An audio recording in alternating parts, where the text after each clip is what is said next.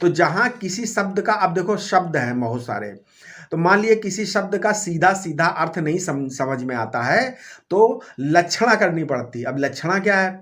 लक्षणा माने इशारे से समझाना, इशारे से लखाना, उसे लक्षणा कहते हैं। अब जैसे जहत अजहत लक्षणा या उसको भाग त्याग लक्षणा भी कहते हैं, है ना। ये क्या है?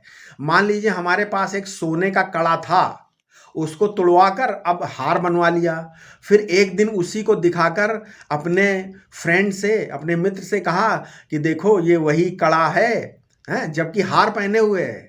तो यहां पर जहत अजहत लक्षणा हो गई, यहां केवल नाम रूप बदल गया, यानी कड़ा अब हार के रूप में हो गया। लेकिन एक ऐसी चीज है जो नहीं बदली, वो क्या है? गोल्ड, सोना। तो सोने के नाना रूप को, नाम और रूप को छोड़ दिया, तो जो नाम रूप है वो जहत माने छोड़ दिया, और जो सोना था, गोल्ड था, वो अजहत यानी नहीं छोड़ा गया, यानी सोना और रह गया और कड़ा और हार को छोड़ दिया, और सोने के रूप में दोनों को एक बता दिया गया। इसका नाम हो गया जहत अजहत लक्षणा, यानी भाग त्याग लक्षणा, यानी एक हिस्सा छोड़ दिया और एक हिस्से को रहने दिया।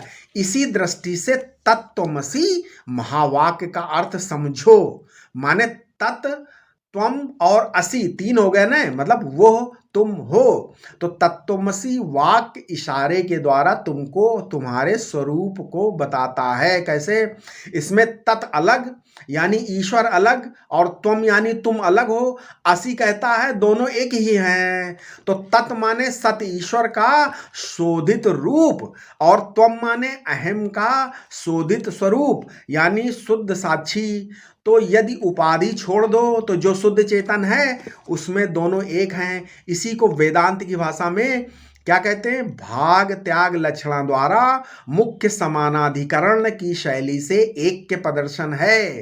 देखो तत्त्वमसि में तत् और त्वम पदों का समन्वय, अहम ब्रह्मास्मि में अहम और ब्रह्म पदों का समन्वय, अयम आत्मा ब्रह्म में आत्मा और ब्रह्म पदों का समन्वय, तथा प्रज्ञानम ब्रह्म में प्रज्ञानम और ब्रह्म पदों का समन्वय। ठीक है, इसी मुख्य समानाधिकरण शैली से निरूपित है, और यही चारों महावाक्यों का अभिप्राय है।